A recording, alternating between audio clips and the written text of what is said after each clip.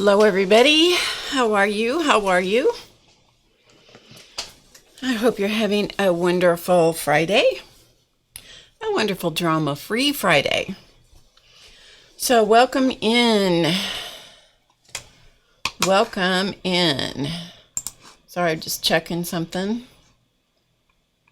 Okay, we're good.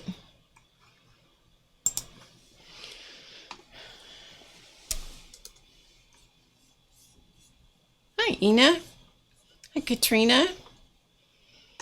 Welcome, everybody. Hi, Tori. Hello, Vicky Ross. Good to see everybody. Gracious. set my computer right on top of one of my remote controls. That's never good. So we're gonna just spend a couple minutes waiting for everybody to kind of wander in. Hey, Cindy and Gail and Cheshire Cat Dar and Amber Moon. Hello. Hi, Diane.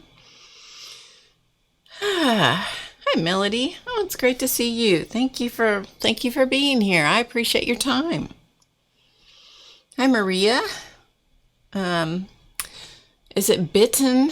I know I've seen you recently, and I can't remember if Bitten is what your name is, but anyway, welcome.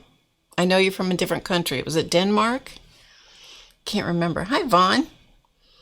Yeah. Hi, Barbara. You've gotten to a live stream? Yay, good for you. Nancy Dale, hello. Hi, Debbie. I'm glad you're here too. Clausman's in the house. Hi, Joan. You love Barb time? Well, I love Cindy time, so thank you for being here. I'm spot on. Okay, I'm spot on. I got the right country and the right pronunciation. That's a miracle. Hello, Linda McAllister. You're baking. That's not even fair. What are you baking? You better be prepared to share. Yeah, Linda is in the Netherlands, I think, and Ina is in the Netherlands. It's so good to have Ina here. Ina, we've been missing you. Hi, Wanda. Hello, Jan. You are not working today, Jan. Yay. Hello, Sharon. Cake. Oh, hey, Lori. Cake. You better make enough to share. That's all I got to say about that. That is all I have to say about that. But look at this cute little thing I have sitting on my desk. Look, is that the cutest little thing? Is that the cutest little thing ever? He came with a set of zebra pins. I thought he was kind of goofy, and then I thought, he sits on my desk just perfectly. And every time I feel like I need a hug, I just look over at this little zebra. He needs a name. What do you think we should call him? So he's given group hug.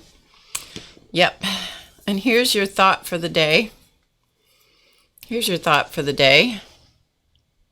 Permission granted to dream bigger. Listen to your whispers. So there you go. Those are your thoughts for the days, and you've had a group hug. But isn't that zebra cute? Yoga Z. Yoga Z. He's cute, isn't he? Isn't he cute? He came with a set of zebra pins, those colorful pins. Hi, Marilyn from New Zealand. Welcome. What in the world kind of time is it where you are? Whew. I hate to even ask. I hate to even ask. Hello, Gail. I don't know if I said hello to you earlier. Hi, Sheila. Just catching up with everybody. We will get started here in a second. Just looking at my chat. Hi, AJ.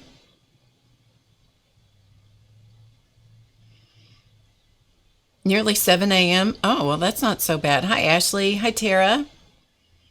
Drum Free Friday. Oh, and there is Race. Race and Rosa sent me I don't even know how to say that.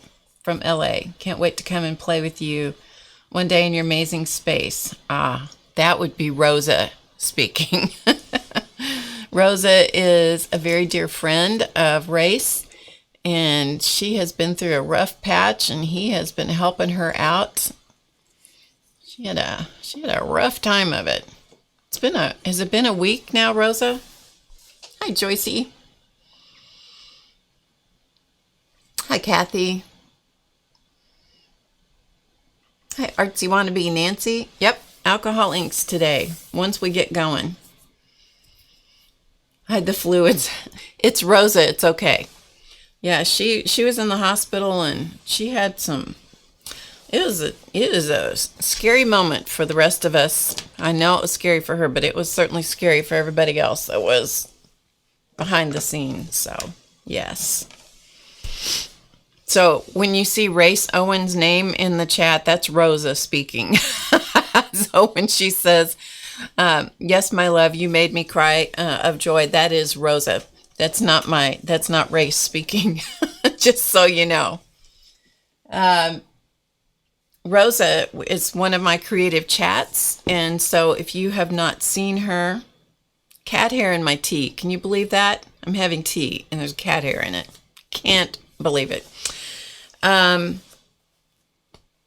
So Rosa was one of my creative chats. So if you go to the playlists here on YouTube, you can scroll down and you'll see Rosa Medina, and she was one of my creative chat guests.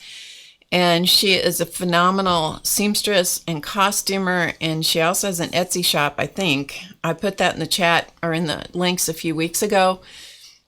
She was doing lots of really interesting things with leather, recycled leather. Hey, CB. No cat hair. I know. Yeah, there is cat hair. It was a cat hair right in my tea. I'm glad I'm not the only one that I was responding to. Who was our? Oh, Jan Terry says, I have cat hair and everything. It's like, Hi, Dirty Paintbrush. I forgot what your name is. If you want to share that, that would be great. If you don't, we'll just call you Dirty. We'll just call you Dirty. And I think I saw Malia. Hello, Malia. Oh, there's dog hair here too. Yes.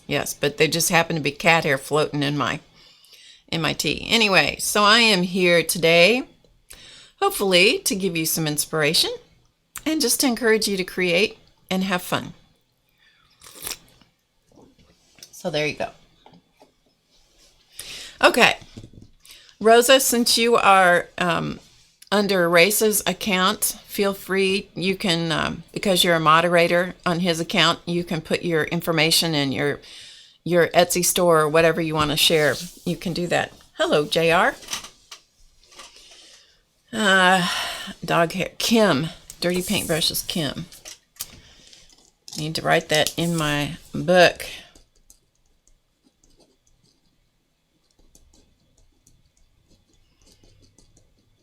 See if I can get it from my note into my book. Okay, hello, Gwen. So, whoops. Okay, how did I lose my... There we go. The gremlins. The gremlins are busy here in my studio. The gremlins are busy in my studio. Sorry, I have to adjust something on my...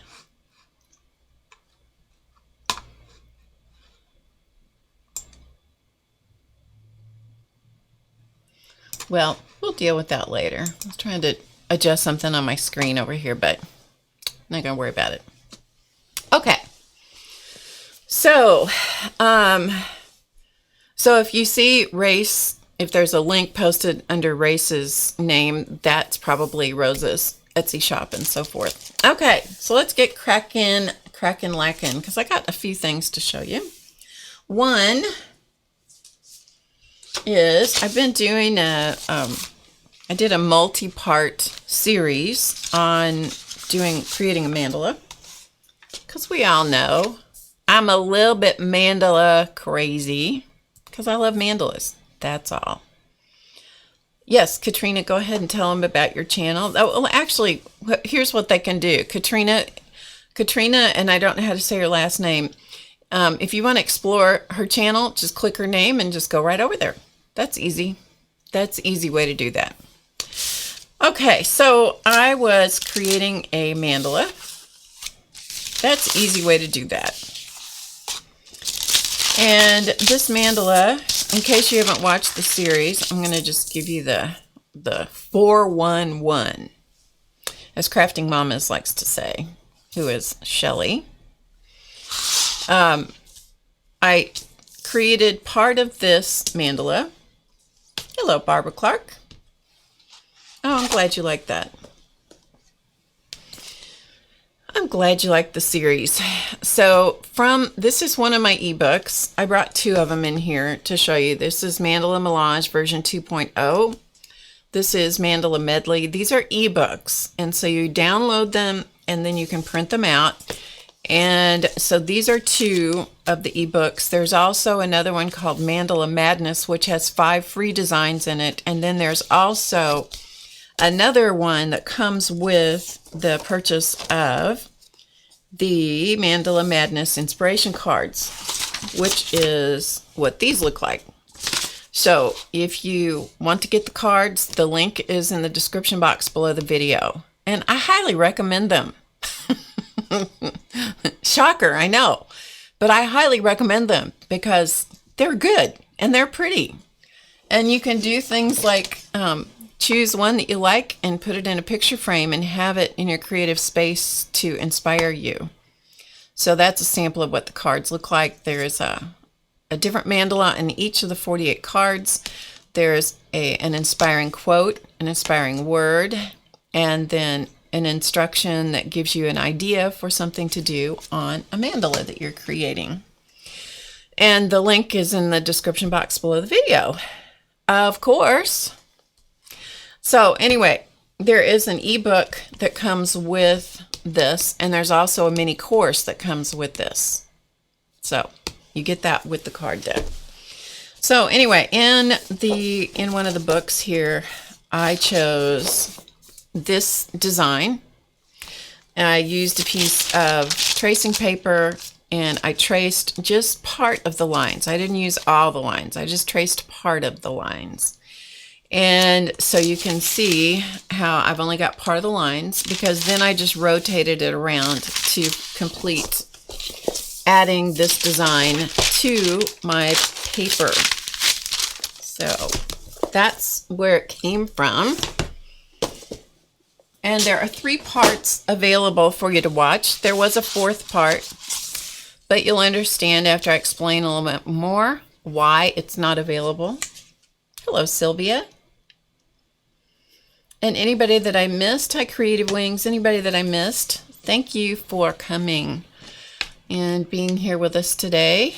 I appreciate the fact that you are here. Sorry for all the crud.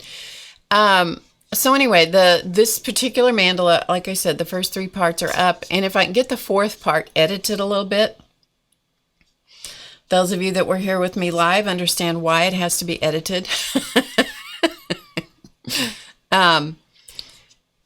So you'll see several parts of this mandala. Once it was finished, actually, let me back up. The way I started it was this is watercolor paper, and I sprayed some fabric spray dye from the SEI Tumble Dye Company.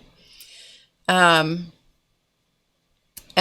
what I did with that is I sprayed some of it on the wet paper and let it run together and so forth. And then that gave me a base for some colors to work off of. And then I added my, I put the pattern on before. I think it was actually, I put it on before I put the sprays on it. So, you know, before or after, it doesn't really matter a whole lot. So anyway, this is where this design came from. So I'll show you again just how it started.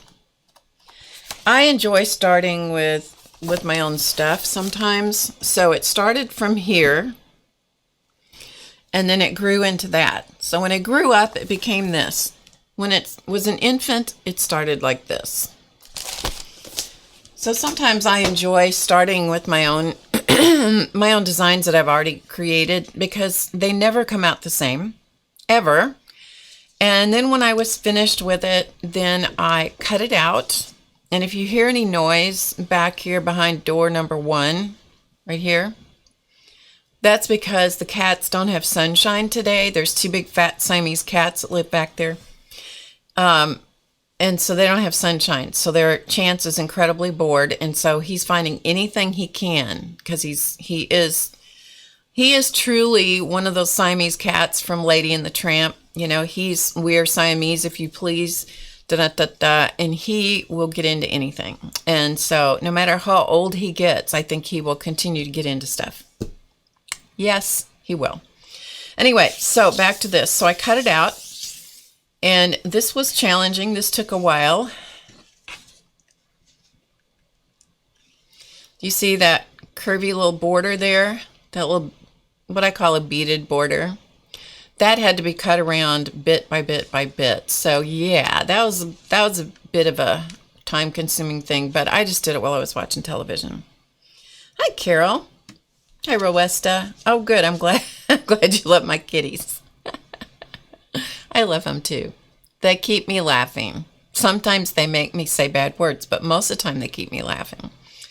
One of them especially has a bad tummy, and it goes in spells where it gets really bad. And oh, I'm telling you. Okay, I've said this many times before. If this offends anybody, just, ignore. And those of you who are watching the recording, feel free to just speed on past this stuff. One of them has a bad tummy. Occasionally, not all the time, thankfully, but when he does, I've cleaned my carpet, this whole carpet in my creative space, which is this floor of our home is about 850 square feet. And not all of that is my studio proper, but that's this whole space. I've cleaned all of this carpet, but I've cleaned it 6 square inches at a time. Yeah, that ought to tell you something, right? Oh, he's something. Anyway, so what I did was I cut this out. I cut out the design. I took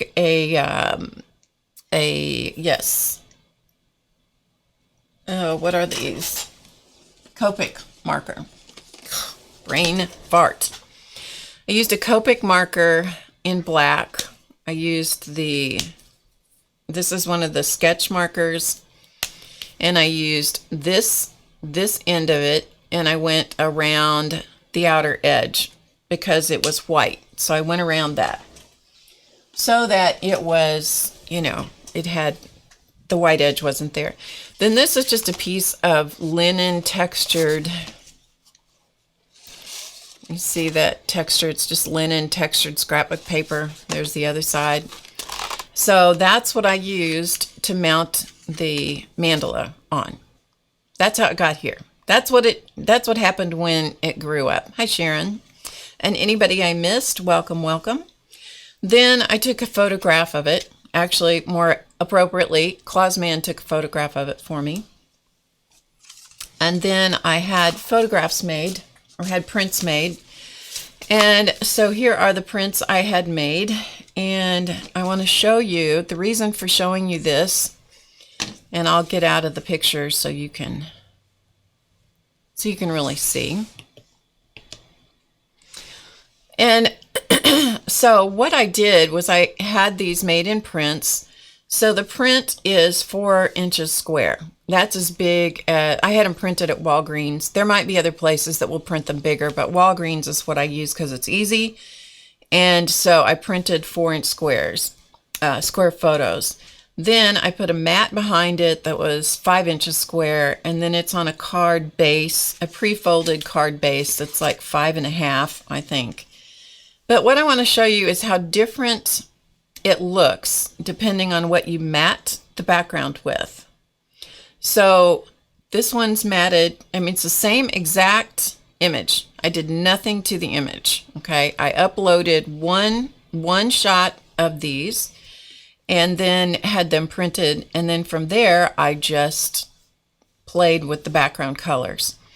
But you see how different they look depending on what you put in the background, and also how you ink around the edge. This does have ink around this edge. It's a gray archival ink and watering can, and this is a purple, deep purple.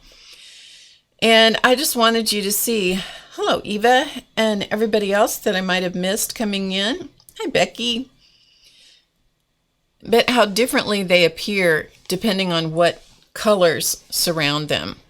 And I tried different colors back behind this original piece when I mounted it, and the gray was what I liked the best. So anyway. Linda says, I know her address, huh? Hi, Christine. So I just thought I would show you what those look like and, give you, because I often am asked by people, what do you do with all these mandalas? Well, for one thing, I make cards out of them. I have another one. Let me show you that one.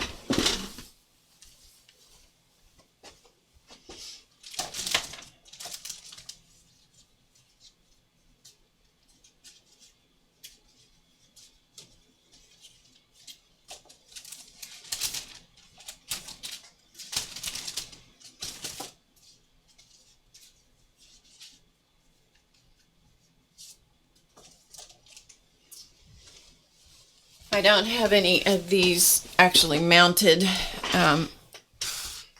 but you'll be able to at least see what it looks like. Hi, Dorothy. Sorry, I'm just trying to get my camera sized where you can see it. So this is another one, another photograph of one of the mandalas. You'll see this mandala in the Mandala Madness Inspiration Cards deck. This one, when we created the image for it, we got the maximum amount of the mandala, or mandala, however you want to pronounce it. We got the maximum amount of that, and at the expense of that, we actually cut off a little bit out here. So what I did is I mounted this on black, and then I put a dot out here at each of the 4 points where it was cut off to extend it and to finish those areas. So anyway, what I wanted to say to you is just if you're doing mandalas and you would like something unique to do, you can make cards. If you do enough of them, you could make sets of cards. And maybe we'll do that. Maybe we'll do that. Make some sets of cards. Okay, so I wanted to show you that. So you can see, I am working on another mandala, so I thought I would show you that one as well. I don't have any idea what I'm going to do with this one. This was just an idea just to see if it would work. And so I'm having a lot of fun experimenting with it. This is a big one. This is a big piece. And this is done on security envelopes. Security envelopes are those envelopes that you get with if you get bills in the mail. Which one of these days is going to go by the by because they're trying to force us to pay everything online. Hello, Annette. So this one is not finished yet, but it is security envelopes. As I said, those are the things that come, with bills where they expect you to send your stuff back, a payment back. But some of these actually are a statement from various companies. And so if you have access to things like that, or if you don't have access to things like that, maybe you can trade with somebody to get some, or I suggest that you keep them and just enjoy playing with them. So this one has, I don't know how many different patterns, probably 7 or 8 or maybe more different patterns in it. This pattern, this piece right in here is quite dark, and so it affected the colors quite a bit. But anyway, this mandala is hand drawn. This is not started with a pattern. This one's hand drawn, and so I did it in pencil. Then I went back and went over it with ink, and all of the design work I'm doing with ink tints, and then I'll go back and use all do all the frosting, as I call it, because that's my favorite part. All this little gewgaw stuff in here, that's my favorite. I love doing that. Actually, I love all parts of it, but anyway, I just thought I would show that to you so you can see that's the security envelopes. Okay, so that is that. All right. Any of you who, just to start out with, I'm just giving you some bits and pieces of inspiration. Hi, Esther. Good to see you. Esther, did you get the journal I sent you? I think you said you did, right? Guga. That's right. Guga. I showed this the other day when I was streaming one of the parts of that mandala. And this is a really good publication. It's expensive here in the United States because it's printed overseas. However, to me, it's worth it. I don't buy every single issue, but I do buy a lot of them. This is a special issue, the mindfulness issue, mindfulness special. And so you did? Okay, good. I hope you have fun with it. So this is all about different kinds of things with mindfulness. I do love the designs, the imagery, the illustrations are really fun. I particularly love the back. These are all illustrations that are from the book, from the magazine, and then I often copy these and use them in my personal journal. Of course, I'm not selling them or anything else. I'm just using them for my own personal pleasure. I bought and paid for the magazine, so I think if I want to use those images or cut up the magazine and use it, I will. But aren't those cute houses? I mean, there's just a lot of things in it that are just really good to do. And besides that, just having this where you just look at it reminds you to take a deep breath. It's a really good magazine. They also have a journal, and they also have a teen breathe. It's not as thick as this. It doesn't have as many pages for teenagers, which I think is wonderful. I don't know how well it's being received, but I think it's wonderful. Okay.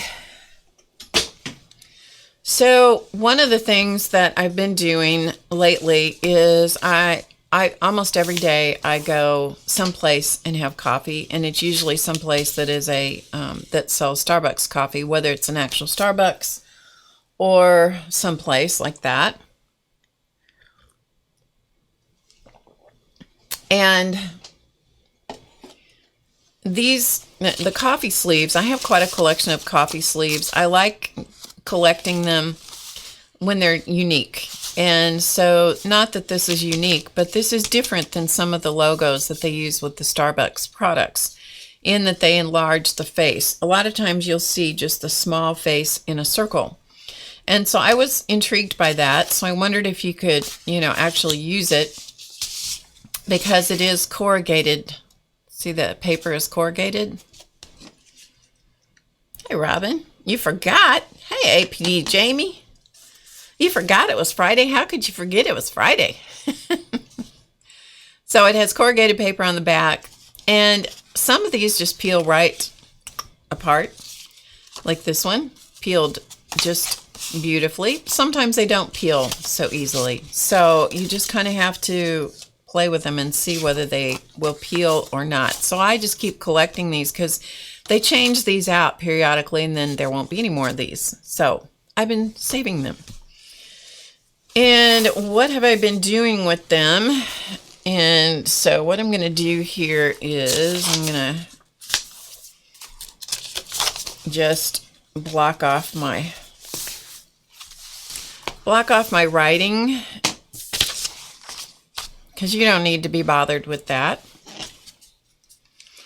And what I did was I took that, it's a little too close, isn't it?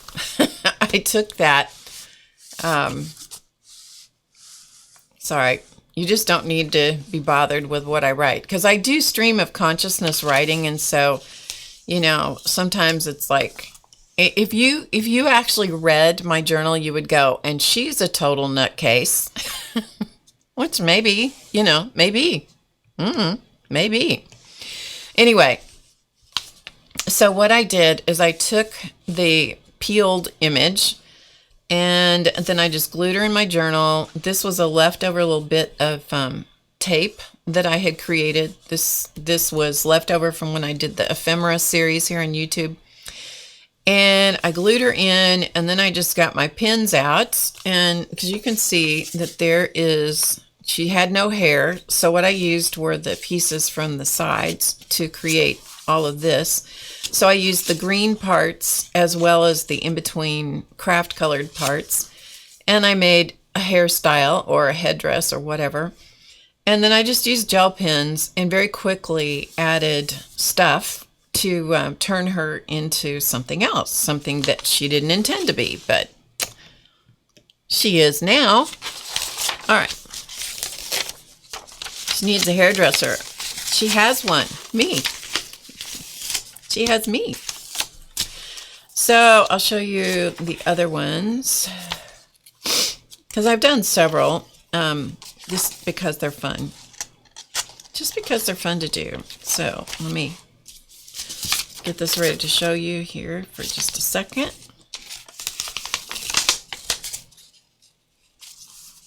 Nobody needs to know what a nutcase Barb really is. You know what I mean? Okay, so here is the next one. Again, she started, it's the very same, it is the same image, okay, no difference. And what I did was I had these different butterflies. This one back here was one that Ruth, I don't know if Ruth is here or not. I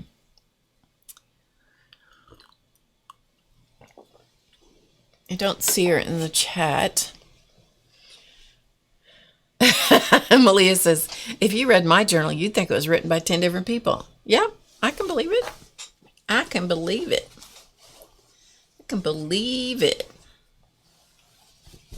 That's right, Joan. That other girl might have just got up. That's right. So, Ruth sent me some of these die-cut butterflies, and then she actually sent me the die for those butterflies. But this is really neat. She sent them with adhesive already on the back, which was really nice.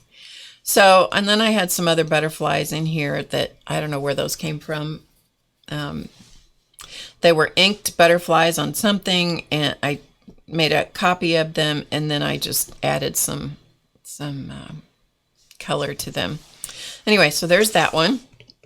Okay, we're not done yet.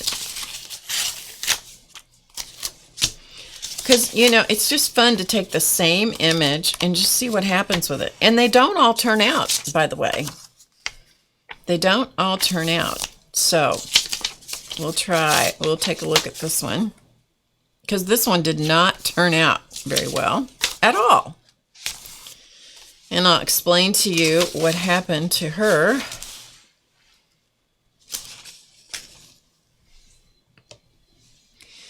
Okay, so this one, again, same image, but remember when I said that I peel this apart and sometimes it peels and sometimes it doesn't? This one did not peel. This one cracked in half. And so I just put her, as one of my friends says, I put her yeah, which means that everything's not straight and lined up. And then I just used some ink and I stitched her back together. This is just a bunch of washi tape up here that I carry with me. And this is a piece of one of the Mandala Madness cards. Yeah. So there's that one. Hello, Journey. So there's that one. And then I think I have one more. So let's see if I can find her. But I guess what I want to do is just inspire you to look at things differently. And, you know, when you see something like a Starbucks logo or some other logo, who cares what logo it is, right? Who cares? You know, take a look at it and see if there's something that some way you can reimagine it. Can you reimagine it? So this one, again, same exact image, okay? So there's the before, there's the after, there's the before, there's the after. All the detail that's on here is gel pen. I carry a bag, a zippered pouch with me that has gel pens in it, and that's all I used. The bits and pieces that are added, like these little eyebrow things, those were little slivers that came off of a piece of fabric tape that I had, which was a jelly plate print. This is from the Mandala Madness Inspiration deck. This little orange, the bottom orange piece, the oval piece, is from the same thing as this. This is fabric. This piece on top, that triangular piece, that's from the Mandala Madness Inspiration deck. These are just bits and pieces from one of the cards. Same with this. Same with these pieces down here. Those are all bits and pieces from one of the card decks. Because I take the cards apart. I peel the cards apart the same way as I peel the logo, the Starbucks logo thing. I just peel these apart, and then I can use the fronts of the cards and the backs of the cards. And I use them to the very last little teeny tiny scrap. So there's another one. So those are the 4 ways that I've reimagined them so far. Do you have any questions about any of that? You like that one? Hey, Bratty Patty. She looks very, they look really, some of them look very tribally. Some of them look, like they have something to say. I don't know. It's just fun to see, what shows up so what way can you reinvent them? It's fun to do. All right. What else do I have to show you in here? Last month we did stickers. Those die cut stickers, I guess you'd say they were die cut. They were pre-cut stickers from a book of stickers.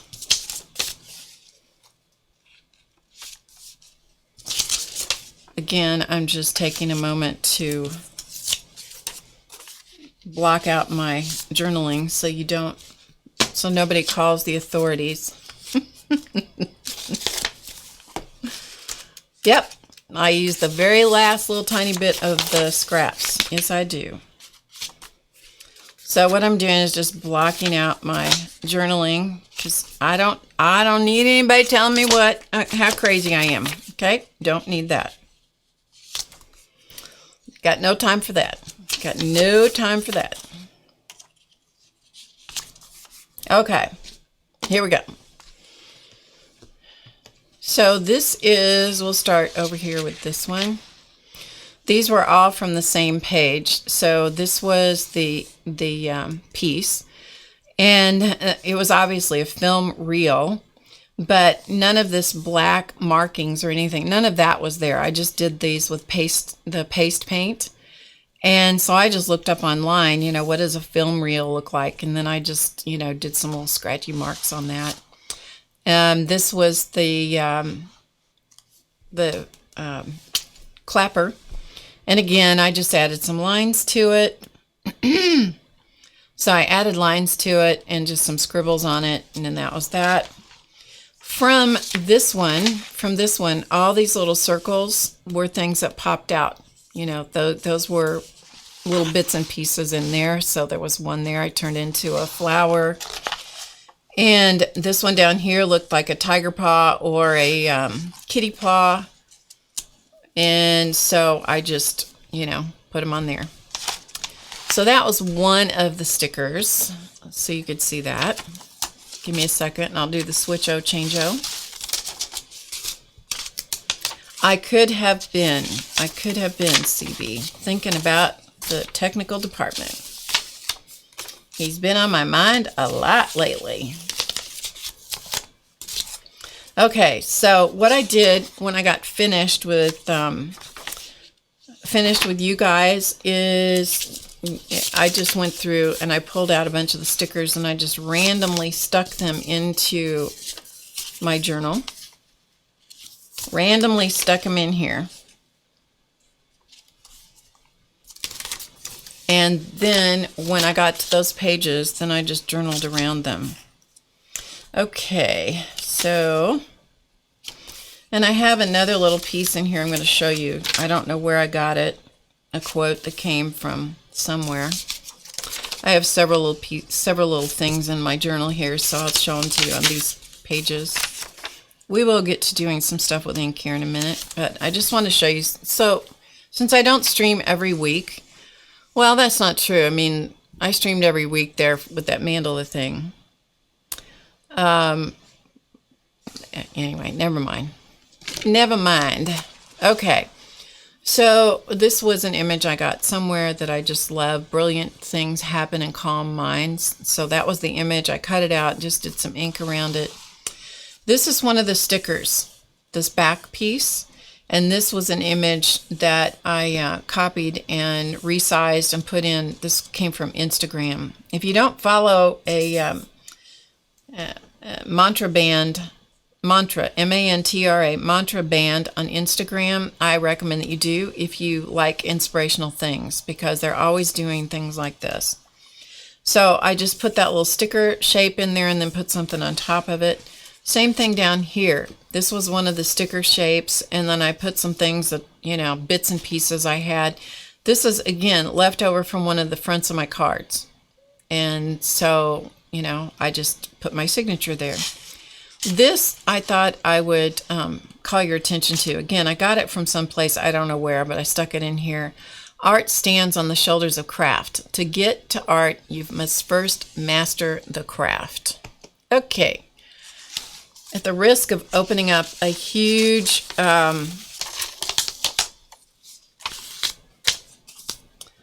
discussion, which I really don't want to, because it is Drama-Free Friday. Okay? It is Drama-Free Friday. One of the discussions that I absolutely detest is art versus craft. And so anytime I find a quote that is good, I put it in my journal or cut it out and put it in, you know, one of my quote journals or something, because I have about 1 million journals going, because I absolutely detest that discussion.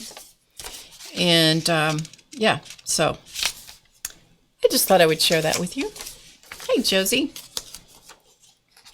So I just thought I would share that with you. Okay. So again, let me take a second. I won't bore you with too many more of these. I just want to give you some ideas for ways that you could use those stickers. Okay? Use those stickers. And that you don't have to be perfect. It doesn't matter. It doesn't matter. You don't have to be an artist to create art. That's the thing. That's the thing. You don't have to be an artist to create art. Creativity all by itself is art. That's what I have to say about that. Okay. So here we go. So here's a couple more of the stickers. These were from the same page again. So this nut, I guess that's a nut. Clausman can correct me if I'm wrong. And I just stuck it on here. Then I put a butterfly in it. And then I just did some ruffle, you know, some pen ruffle work around the edge. This is the little robot that was on the same page. This is, again, it's just done with gel pen. Okay, just done with gel pen. And I was at a coffee shop, and so this was the sticker from the cup of coffee that I had. So I put it in his hand, and I put, I like coffee. And it's not straight or anything else. You know, it's just fun. Who cares? Who cares? And then this one up here, this was not a sticker, but I just wanted to show this to you because I think it's just a cool, I just think it's cool. Okay. And then one more, and then we're off to the next thing. Sorry about taking the time to cover up all the journaling, but it's the only way I can show you. It's the only way I can show you. Oh, this one is fun. This one's kind of fun. This one that I'm going to show you was just an oval. I don't know which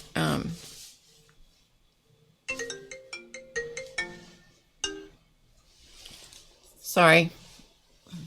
One of the disadvantages to having a watch.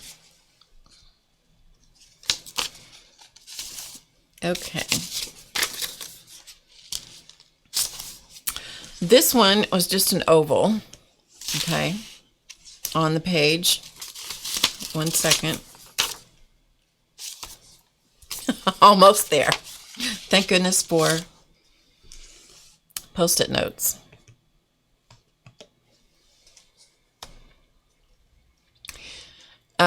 So this one was just an oval.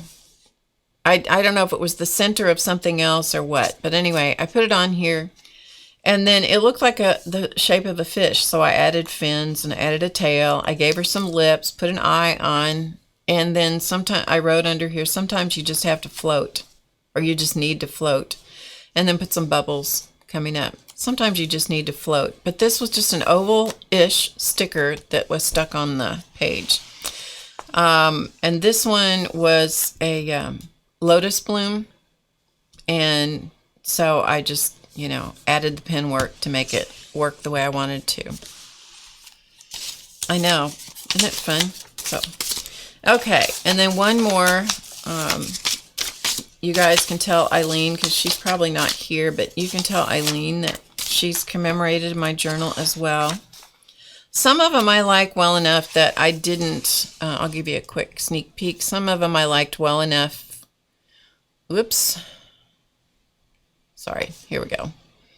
Operate my own camera stuff. Some of them I like well enough that I didn't, add any line work to. So here we go. I didn't care for what I did with this one, but I still played around with it, and it was fun. And then I made myself some notes about what I didn't like about what I had done with it. So this is in honor of Eileen, who hates flamingos. So I even wrote some notes. I should have left it without any pen work on it. I don't care for what I did to it, but, it still turned out kind of cute. I still like her. Hi, Julie. Eileen hates flamingos. That's why the reference there. And just one more, and I promise this is the last one. But this is just in reference to give you an idea of what we did last month and how. So if you want to know how I did these stickers, how I colored them and so forth, you can go to last month's stream and you can scroll through to the part where I did this and you can see how I colored them. Okay? This is one of my favorites of all of them that I've done. All of them I've used. And again, the image was just the paste paint, and then everything else is done with gel pen, all the detail, and it's not very many lines. Not very many lines. So, okay. So enough of the journal bit. So if you have any questions, be sure that you put it in caps. Hi, Cheryl. I just saw you in the chat. You like doing stuff in your journals as well? For me, it's the thing that I do, and I didn't used to do this. I used to just draw, or I used to just only write in them, but I found that doing a little bit of creative stuff, whether it's washi tape, or it's a sticker like that, or it's, using something from a magazine, or putting something in with photographs, or a conglomeration of little images that I create some little made-up scene, or putting in words, or putting some stamped words or something. There's something about doing that helps me just be more, it calms me down, and it's creative. And if I don't get to create anything else of value, artistically that day, because I'm doing computer work or whatever, I've at least done that. So that's why I do that. So I just thought I would show you that.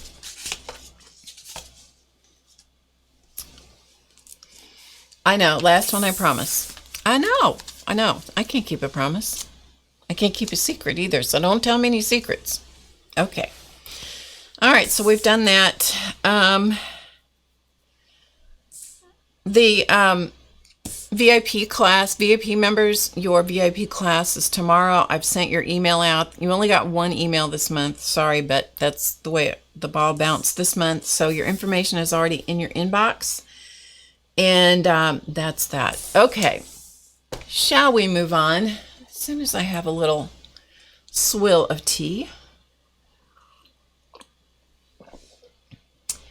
So Jamie says sometimes she writes in them, but mostly she makes little pockets and hidey holes and such. Ah, good. Okay, anything else? Okay. Hi, Louise. Okay. So let's talk about alcohol inks, shall we? Let's do some alcohol inks. Hang on just a second.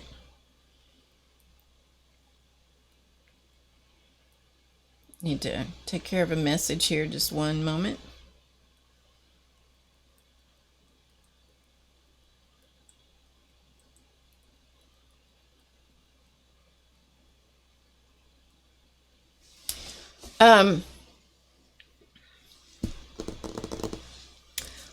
Yes, okay.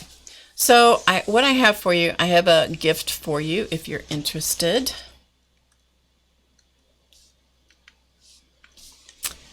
This is an image that you will find a link to this image that's on the website, and you can go download this free of charge.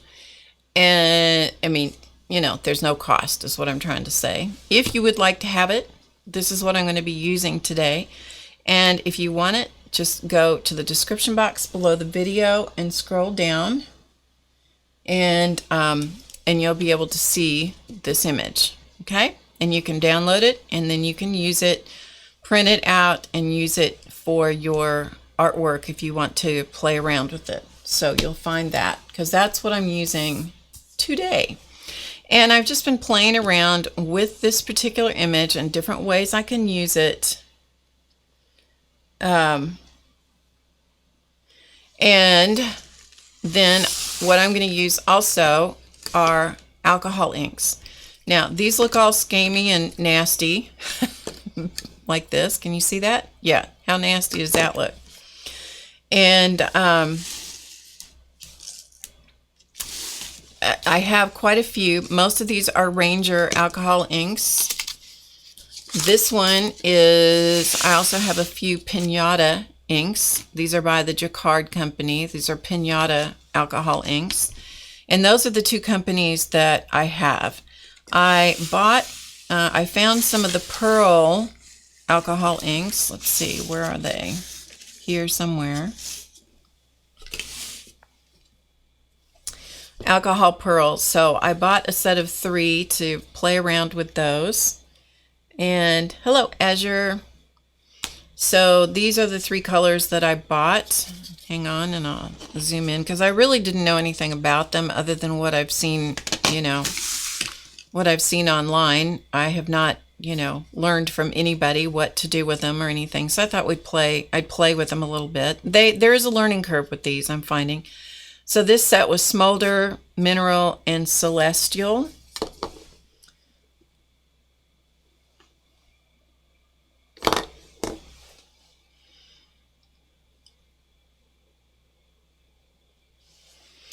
And the rest of them are just the regular alcohol inks. So that is what we have. This is going to look like a ton of alcohol inks to you. I have collected these for a long time, like several years. And these are blending solutions over here, these big lids. Okay, so that's what I'm using. I'm using alcohol inks. I am using also, you can use you have to use some sort of, well, you don't have to do anything, but I'm using a one of the Ranger tools. Hang on while my camera decides to get its... My camera was being ornery. I'm using one of the Ranger tools. I'm using the rectangular one. You can use the round ones. I'm using the rectangular one. You do need to use felt with these. I think that's the best thing to use. That's what they're designed for. You can buy felt refills, or if you use the rectangular tool, and this is why I'm using the rectangular tool, I can cut them myself just using craft felt. The round ones, I would not take the time to cut the little circles because that's a pain in the you know what. So I'm not going to cut little circles. So, but I am using the rectangular tool just simply because I can cut the felt myself and it's inexpensive. But the fast, easy way is to buy the refill, the refills that are pre-done for you. So I'm doing that. And so from there, what we're going to do is we're going to just play a little bit. I have some things to show you a little bit later. But for now, you're just going to have to hang out with me. So I've done a couple of things. I've used 3 different surfaces to prepare for this. And one of them is, can you see how that's glossy? Yeah, and it's glossy on the other side. There are all kinds of things that you can use Yupo or you can use alcohol inks on. They work best on your non-porous surfaces, like something glossy, something like Yupo paper, or they call it alcohol ink cardstock, I think Ranger does. What else?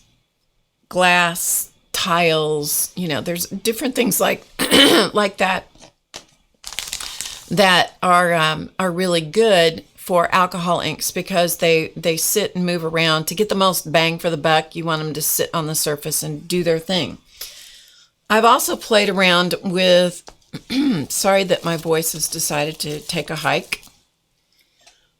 Let me see if I can sort it out here for a second.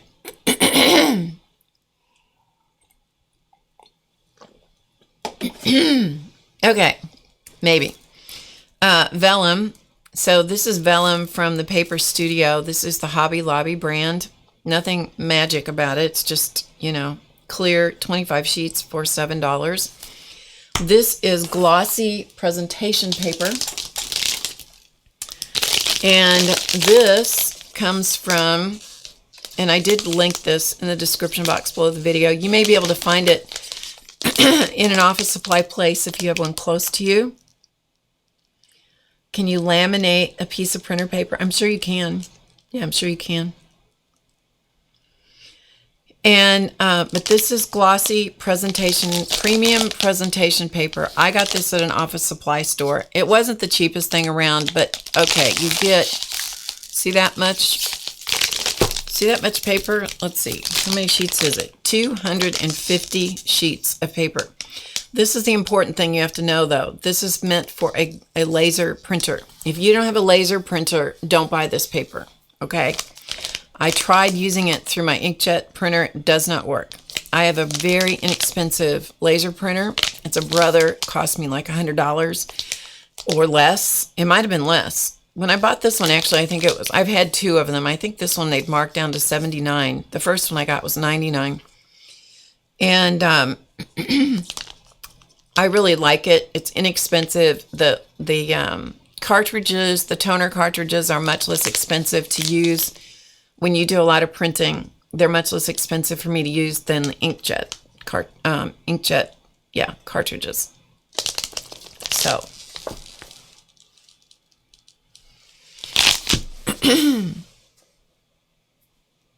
sorry, just checking the chat for a minute. Looks like we have 2 Cindys here today. So welcome, Cindy and Phyllis. And anybody else that I missed, I'm so glad you're here. So what you want to do if you want to work with this paper, and this is paper, it's not cardstock, so this is paper.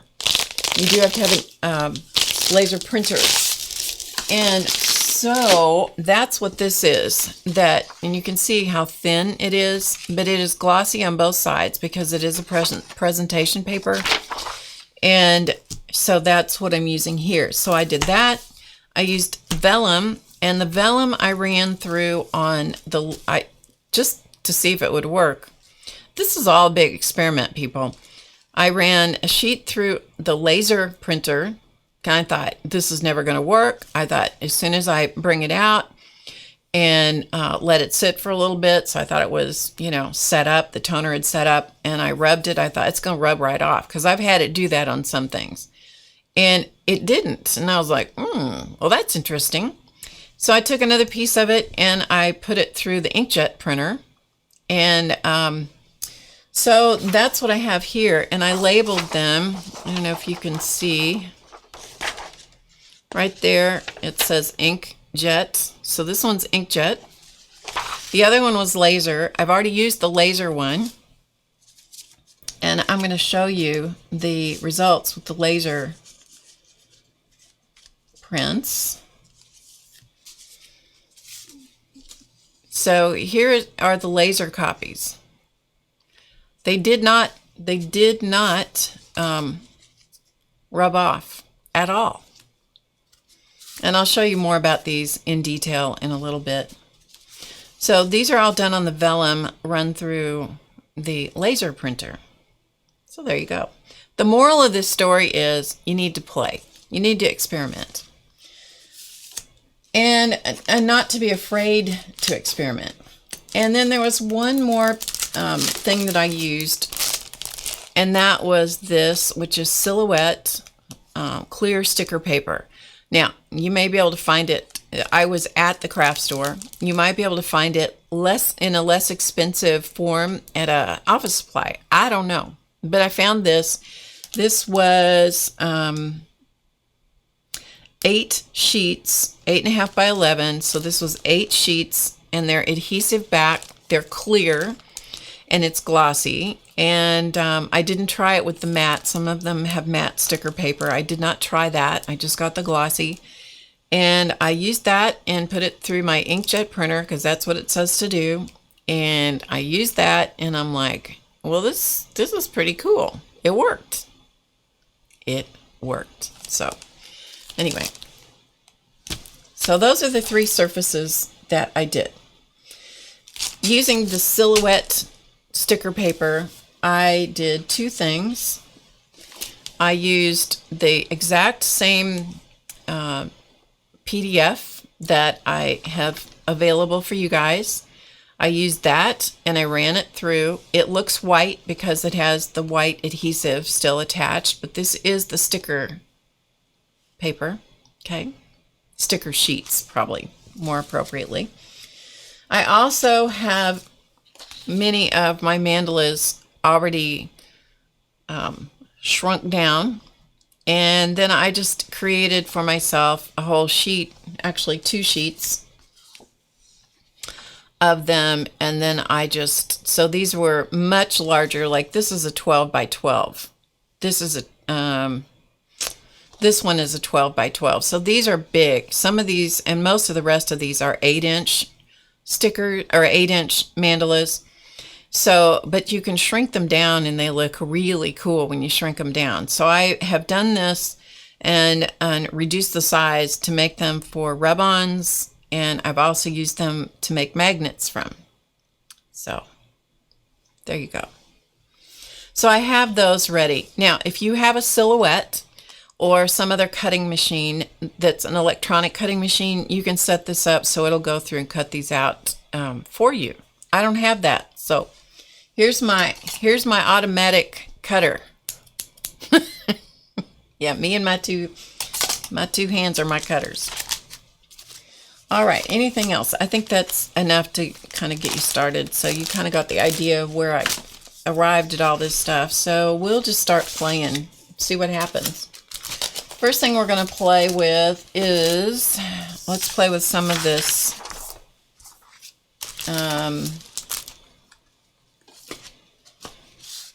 presentation paper. I printed it out 3 times. I don't know why. I just did.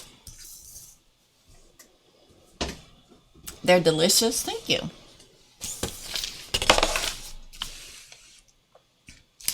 Okay, so what I have here, now, when you work with alcohol inks, there are some things that you got to know, okay? I've told you a couple of them. You got to use a tool that has felt on it.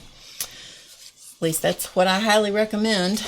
Some things you got to know. Alcohol ink is going to stain everything it comes in contact with, okay? That includes your skin. That includes your surface. That is everything. It's going to stain everything. Hi, Shoe. So if you get out your alcohol inks, ideally you want to put gloves on your hands. At the very least, you want to put gloves in a bottle on your hands. I didn't do either one yesterday when I was playing with this, getting ready for this stream today.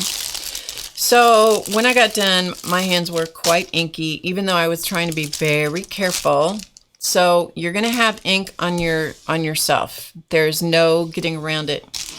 This is a product that I learned about from Shannon Green. Get it up here where you can see it.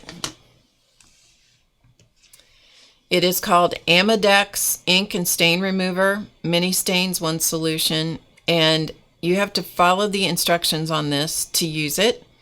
It comes in this little bottle. This is 1.6 fluid ounces, or 1 fluid ounce, sorry, 30 milliliters or 1 fluid ounce.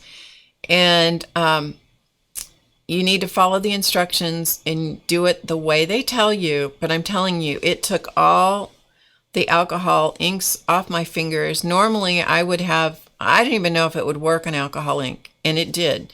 So follow the instructions. And I just bought this one, actually Clausman got it for me, this one little bottle at one of the hardware or lumber supplies, like the home improvement stores.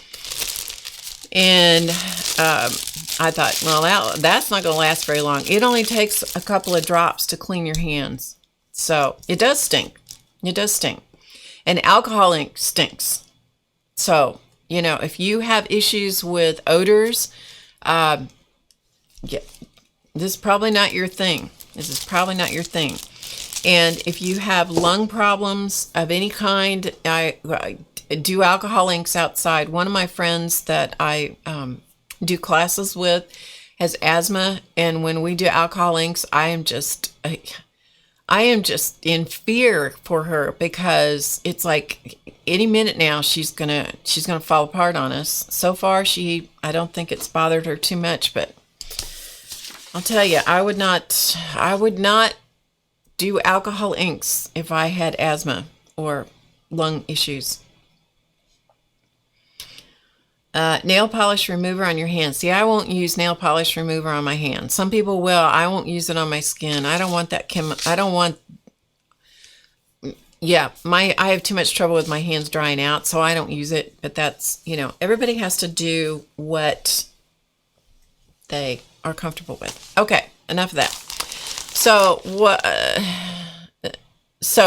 all right, we've covered the hazardous things. We've covered and your surface needs to be covered with something. And so I have an old Ranger mat that I have mounted on a board. So this is mounted on a board, and I've cut it down because this was the size board we had. So I've cut it down and just attached it with, this is gaffer tape. If any of you know what gaffer tape is, no, this is not gaffer tape. This is Gorilla Tape. And if something will stick to this Teflon mat and keep it in place, that is some sticky, yeah. And it did. It has kept this on this board for years now. But you see how nasty this is? That's because that's alcohol ink. So you got to have alcohol ink worthy surface to work on. Okay. So as cruddy as that is why. All right.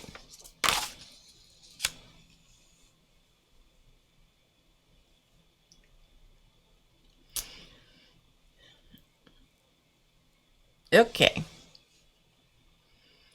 So now what we're going to do is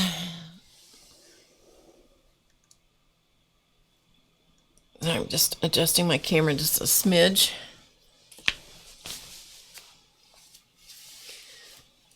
And Dorothy says, hi Eva, Dorothy says that she uses cream, kitchen clean, or bathroom cleaner, gets it all off. Okay, so there you go. Some other suggestions for you. All right, so what we're going to do is we're just going to take some, and CB doesn't do anything. She just likes colored fingers. All right, so I'm going to put out these pearl colors and keep them kind of separated from the others. These have pearl stuff in the bottom. They have a mixing ball. Can you see that? This is pigment in the bottom, mica or whatever it is. You can see it down here. So before you use these, you've got to shake them up really well so that it will combine the whatever that is, mica or whatever.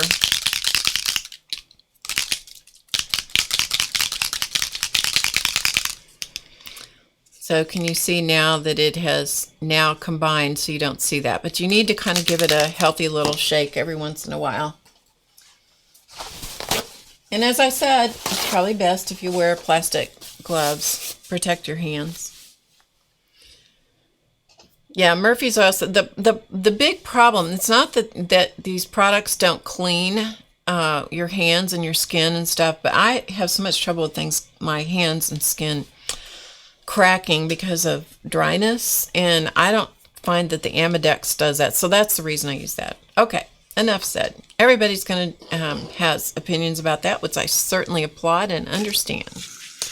So I'm just going to pull out some colors of inks. So let's just, I have a lot of these really light colors, you know, there's like shell pink and salmon and lemonade and mountain rose and some of those are so light that, you know, I don't enjoy those quite as much as I do the brights and earth tones. So we're just going to pull out some and maybe get the bottles open. That one's for some reason stuck. So that's when you have a jar opener. Golly, I just used this, didn't I? I just used this, I thought.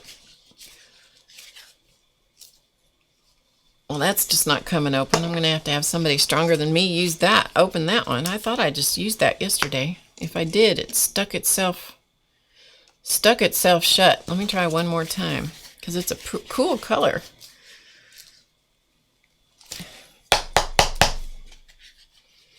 May have to use some hot water.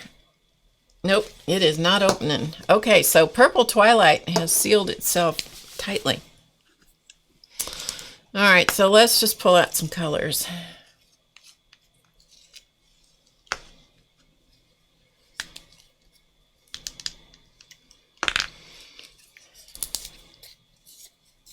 Okay, so I'm just going to pull out some colors here and just put them on this. This one happens to be red pepper. You can see here, this is dried. This part over here is dried, but this part is not. So I'm going to use that. Once the felt gets dry, I throw it away. See, I haven't even started and I've already got it on me. Haven't even started. And I have already inked myself. That is not blood, that is ink. Okay, so we're going to put some ink on here. And let's just start with those two colors. And we'll just play. A nutcracker. Ah, that's a good idea. Jamie says she uses a nutcracker to open them. I've never had one seal itself quite that tightly. So this is the glossy presentation paper. So I put the ink in a couple of different spots. Let me zoom in so you can see a little bit better. And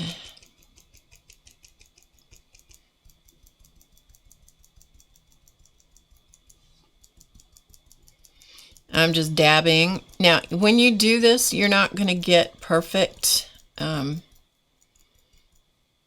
If you are a perfectionist and you only want to get color in the specific areas, you're not going to do it with this method. This is just for fun. Happy little fun. If you want to add some blending solution to this to make it, you know, to make stuff do other things, then you can add some blending solution to it. And then you can dab some blending solution into it. And then just allow the color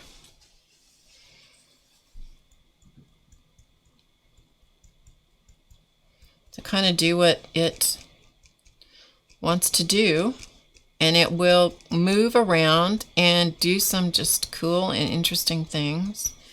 So we're going to be done with that one. And I just have a stack. When I'm doing this, I just have a stack of felts over here, so they're ready to go. All right, so this one, so I used sailboat blue and red pepper. So this one is turquoise, and now I have turquoise on my fingers.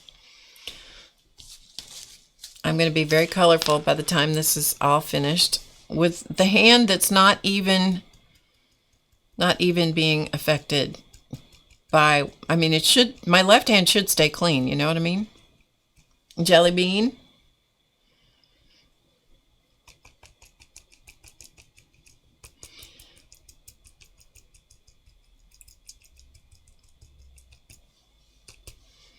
So I'm just adding some color.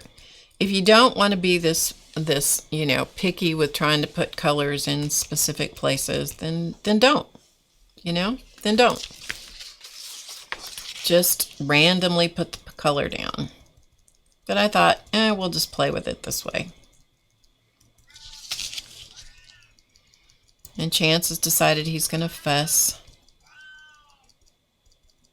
So if you hear him, please know that the whining cat in the background is not being tortured. He's fine.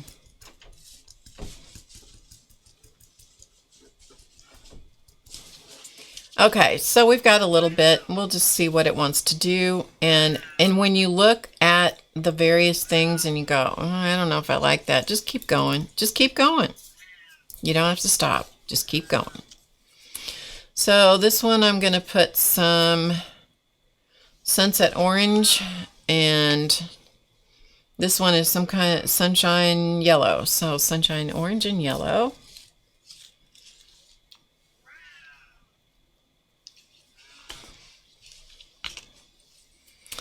And let's play around with this one. So this is the glossy paper, the glossy presentation paper. This is not the gloss paper from Ranger, which reacts differently to the inks than this does. Okay, so we got that. Let's see, what's this one? This one's Valencia. So we'll put a little Valencia out here. We'll just use the same tool, same part of the tool. Add some of that, see what it looks like.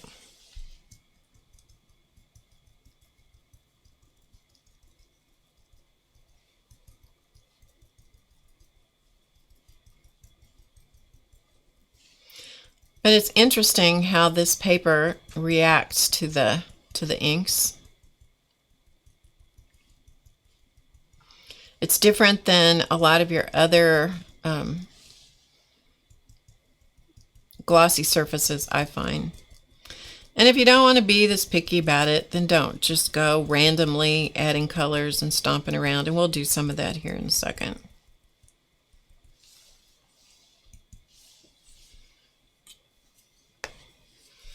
Yeah, Chance does not need to be out here playing in ink, let me tell you.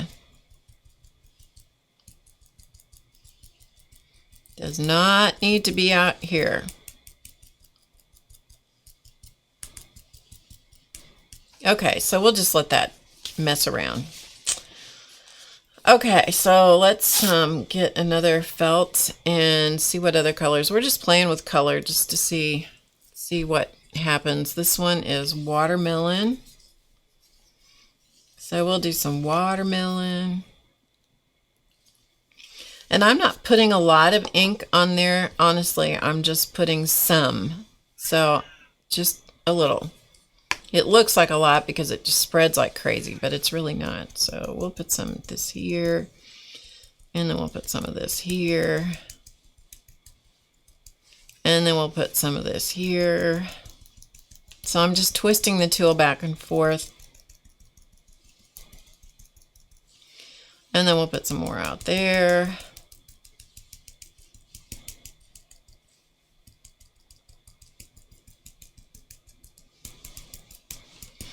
And then maybe we'll just throw some blending solution on it and just see what that does.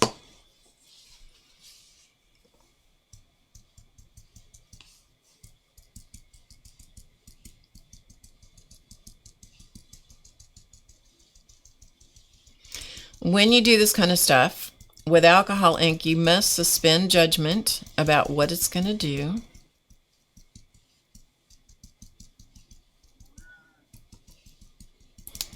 Because it has an absolute mind of its own. And it will go where it wants. It will do what it wants. It will stain what it wants. It will move the way it wants to move. Because that's what alcohol ink is. That's how it is. It's cranky that way. It is cranky that way. Okay, let's go back to this one that has that blue on it. And let's put a little of the pearl on here and see what it does.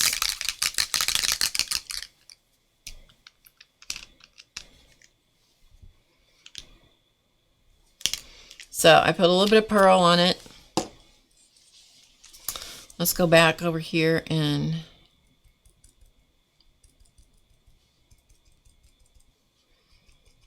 just add a little pearl on top of what's there.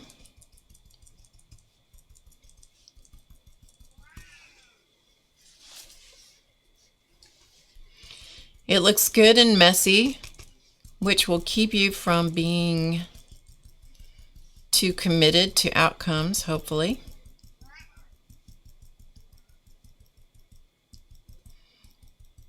I really wish my purple were open. But it's not, so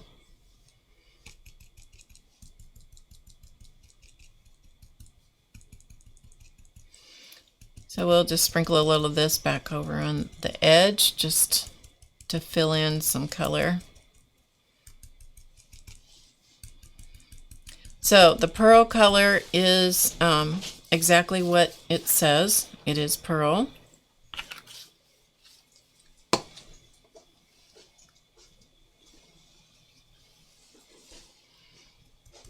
So I add a little bit of blending solution.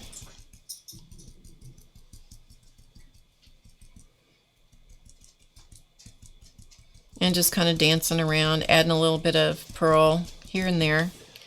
And then, let's see, can you see? Let's see if we can get the light to catch it. See that reflectivity right in here, around the edge of that? You'll see that as the pearl begins. See that? See, it doesn't all shine like that. Only the pearl part shines. Yep, okay.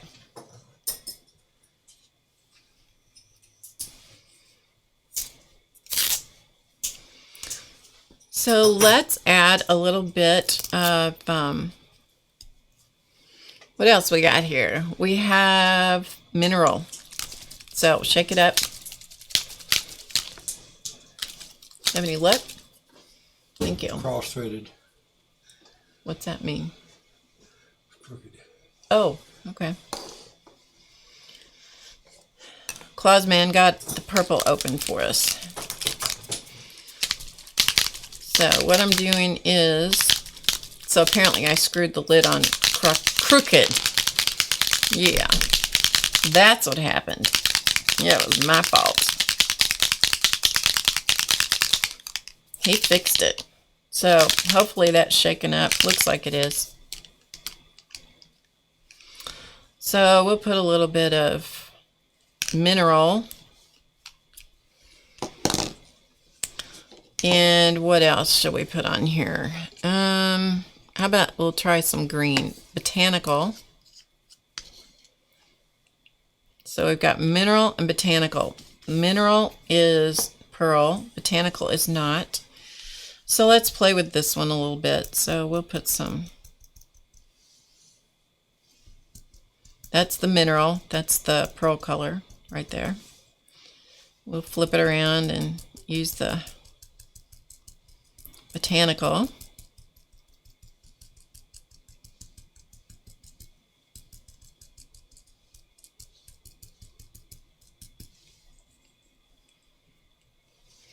And then maybe we'll put a little bit of blending solution in the mix.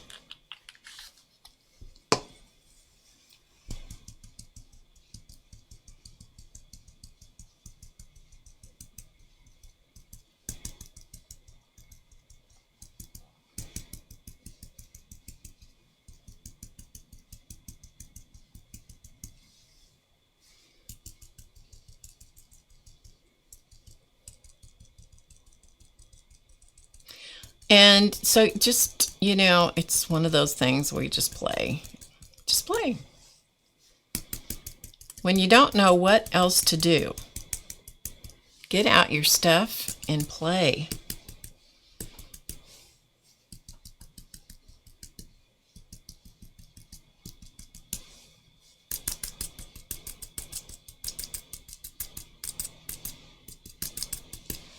All right, so we're going to call that good. And you can also come back over the top of this with pens, paint pens and so forth, and you can detail these, which I've done on this paper before, which I enjoy a lot. Okay, let's put some of that purple that I was pining for.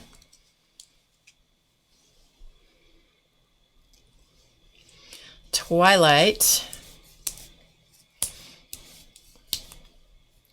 I can see why it went on there crooked. It did. It just went on there as crooked as can be. This is Wild Plum. This is one of my favorite colors.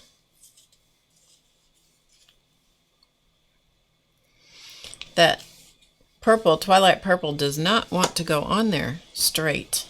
It just doesn't. The lid doesn't want to go back. And I'm going to put a little bit of blending solution on it. And then we're just going to add some of this out here. This is a rainbow of rainbows. Because why not? And then you can always do some other stuff, like if you want to just drop blending solution or alcohol on it, like rubbing alcohol. Again, if you have breathing issues, make sure you do this outside and just see what it wants to do. A little more blending solution.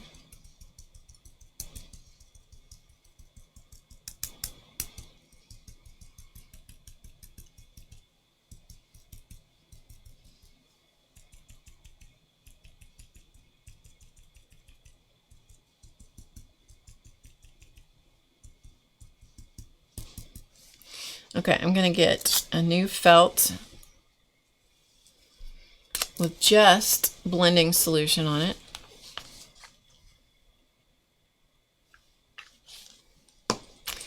And I'm going to see if we can make this blend over here at all.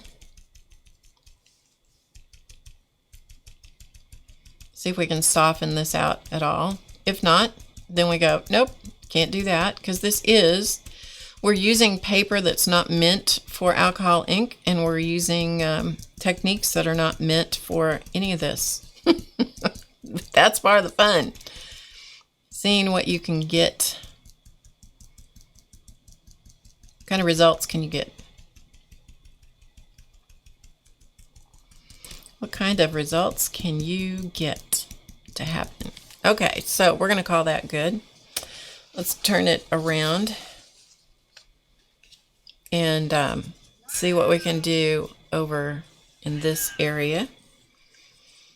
Chance, you're okay. We have a little bit of, this is lettuce. So we're going to put some lettuce on here. And some ginger. How about that? So as I said before, pay no attention to the whining cat. He's fine. So some lettuce and some ginger.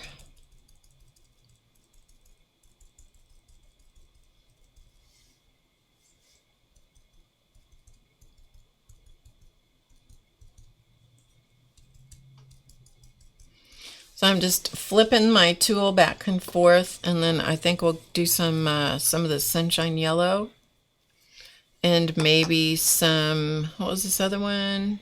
Sunset orange. We'll do some of that.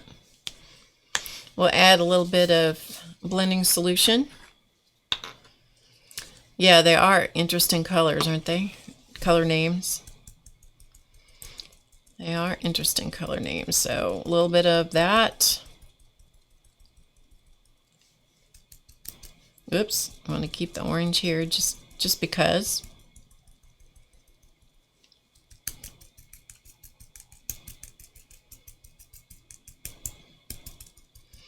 And there is blending solution with these colors.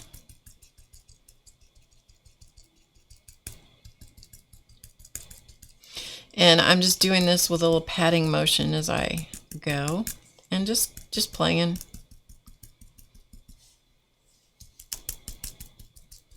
Sometimes I lose track of where the color is. There's nothing that says you have to cover up every little bit of the white. However, kind of have a thing about white space for some reason. It's hard for me to leave it.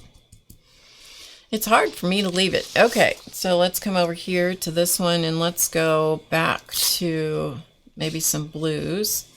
So this felt is the one that had blue on it, and it's not completely dry, so we'll play around with that a little bit.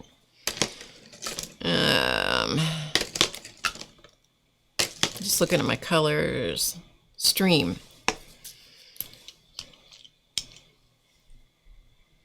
Hi Trisha, welcome. Okay, some stream, and this is sailboat blue. Little blending solution.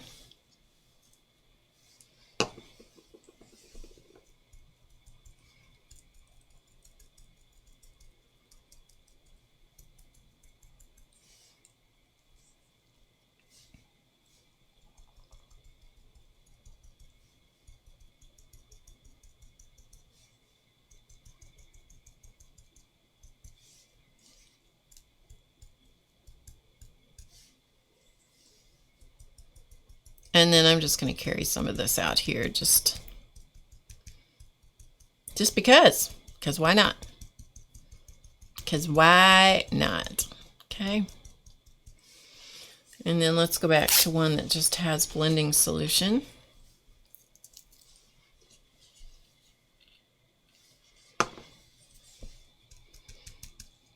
See if we can get this to move a little bit out here. Maybe, maybe not.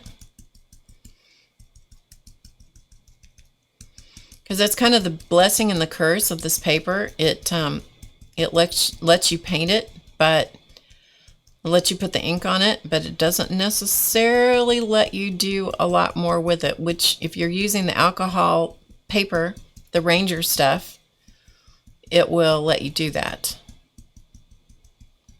It'll let you continue to move the colors around. Okay, so we got one more little corner up here. So let's just do something completely different and use some of these really pale colors. So this is shell pink. And this one is mountain rose. Who knows what this is going to do? Who knows?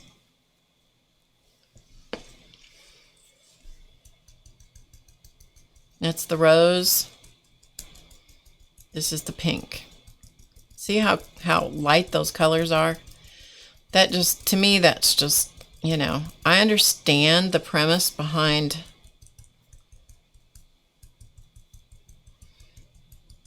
the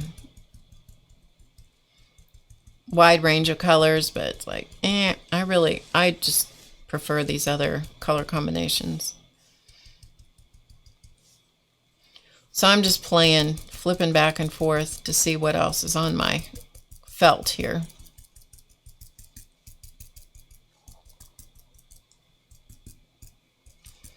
Okay, so we're going to call that done. And we've got color on the whole sheet. It's super colorful. It's going to get cut down, and so, hi Maureen. Hi Nina. So there you go with just having some fun with that. All right, let's try this one, which is the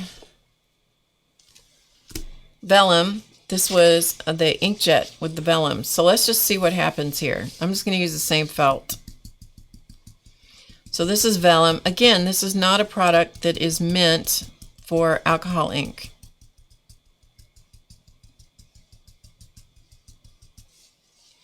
This does not have enough color on it for me, so I'm going to stick some more color on it.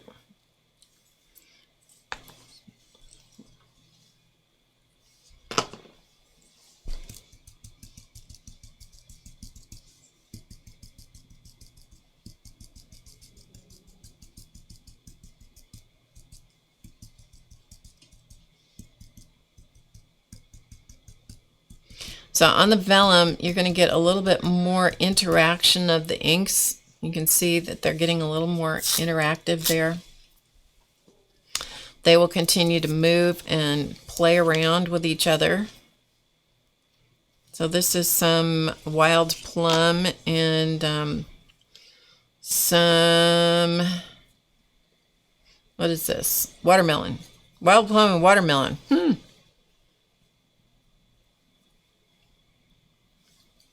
The back side of photo paper. Yep, that's a good idea too.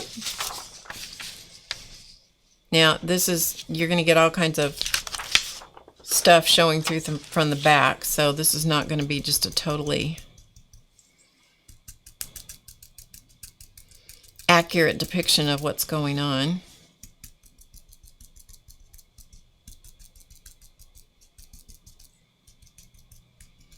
So we're just going to add colors here.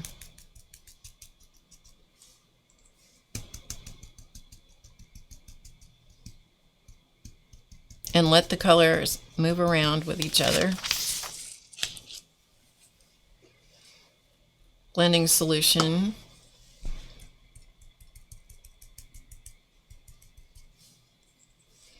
Add a little more color over here just because we can.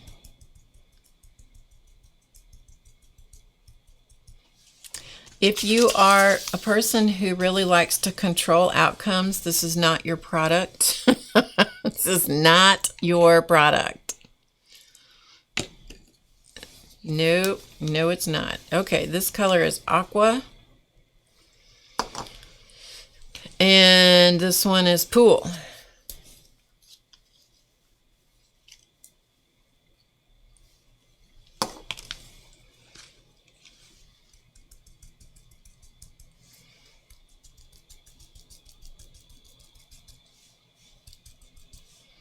And maybe we'll stick a little purple over in here.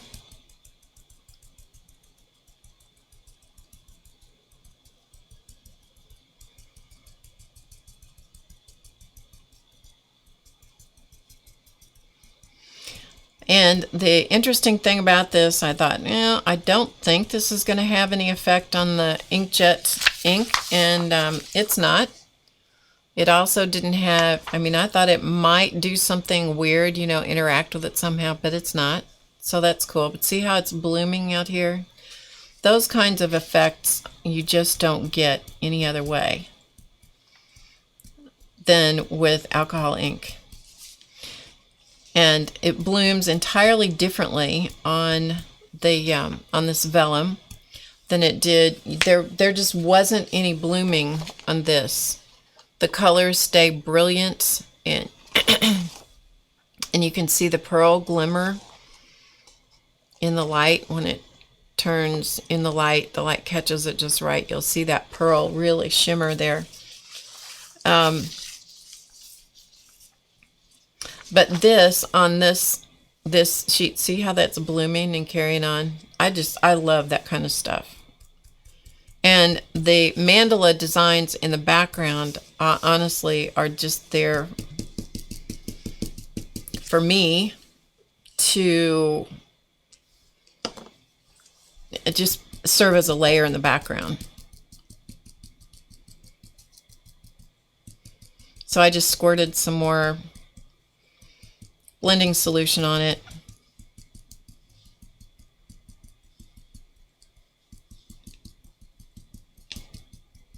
And just let it kind of run around and do what it's going to do. Okay, so let's get a new felt, shall we?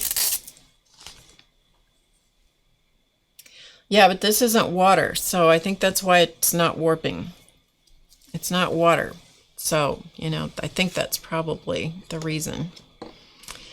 Okay, here's some eggplant and some latte, and then maybe we'll use a little bit of, let's see, what is this one? Smolder.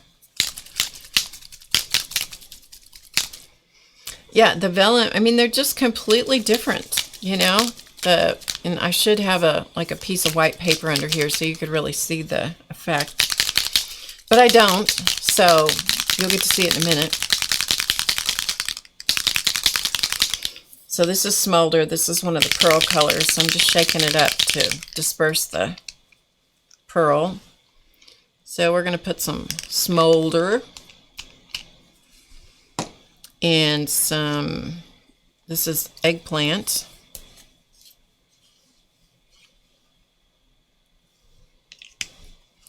And maybe a little bit of cranberry, because why not? Okay, and the other one I got out I didn't use. And let's go ahead and just stick a little bit of blending solution in with it. And let's just go for it. So now I'm just going to let it do whatever it wants to do.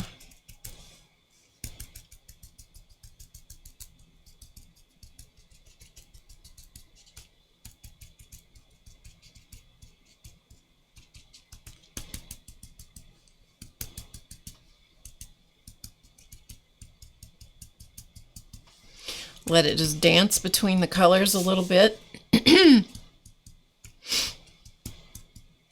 Add a little bit more of that. Add some over here. At this point, I just want to get it done. So now I'm just going to go for it.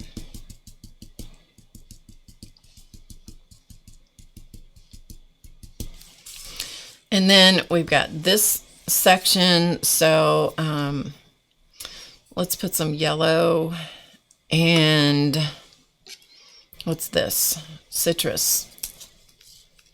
Sounds like that ought to do something, huh? Some yellow and some citrus and maybe a little bit more blending solution. Maybe a little let's see here, this one's open for me. This one is some lettuce. That's one of my favorite colors. Okay, here we go. So let's finish this one up.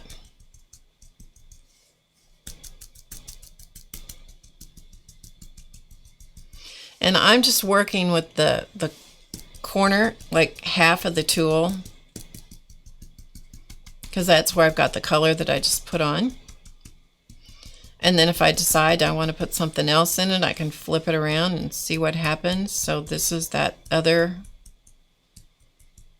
colors I had on, cranberry and whatever. So we'll just let that kind of do its thing there. And maybe we'll put some of that other color, botanical, we'll stick some of that in there. Little sprinky dink of blending solution.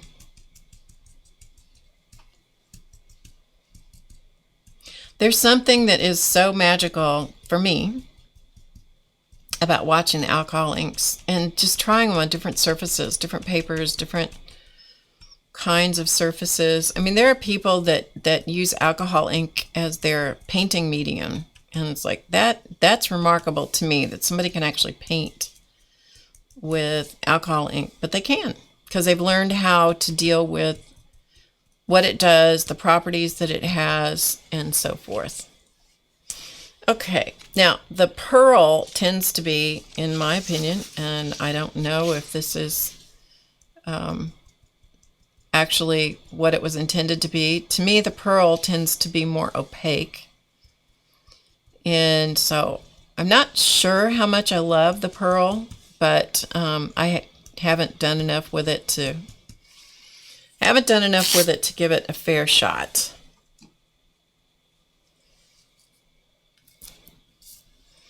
So I'm just going to put some blending solution on this. Just straight blending solution.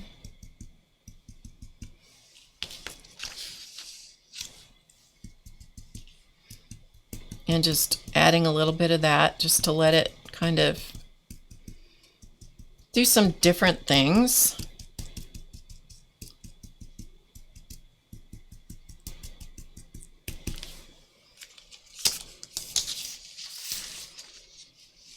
And then we're just going to let that kind of do its thing right here. Put a little bit, tiny bit more green on it just to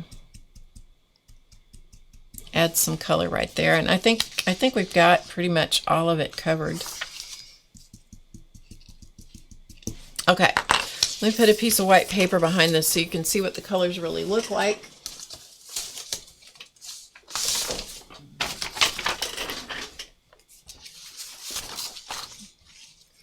So can you see how much more colorful this is when it's over the white? So whatever you put behind this is definitely going to impact what your colors do. If you want them more muted, then put it over darker color. If you want them to be more bright and pretty, put it over something that is white. Okay, so let me put the lids back on my alcohol inks, and we're going to talk about some ways that you can use these. It's really fun to, the thing about alcohol ink, I cannot stress this enough. The thing about alcohol ink is that you can't have or let me rephrase that, because you can have anything you want. But if you have a specific idea in mind, this is exactly what I want, and I'm going to get this result, you're highly likely to frustrate yourself because the alcohol inks really have a mind of their own. At least that's my experience. Now, some of you who have been working with alcohol inks for years and years, you might have a different experience about that. But that has been my experience, that you just work with it, you just watch it, watch the magic happen, and just enjoy the process. So all I'm doing is putting the lids back on these. When I'm working with the alcohol inks, as a rule, I just take the lids off of all of them and then just play with them. When I'm done, then I put the lids all back on. So that's what I'm doing, I'm just putting the lids back on.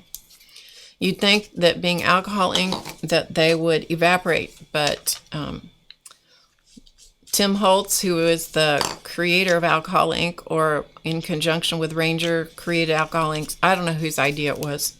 Doesn't matter. Don't care. Says that there is a valve inside those tips, and they will not. It's a one-way valve, and it doesn't allow the product to evaporate. So.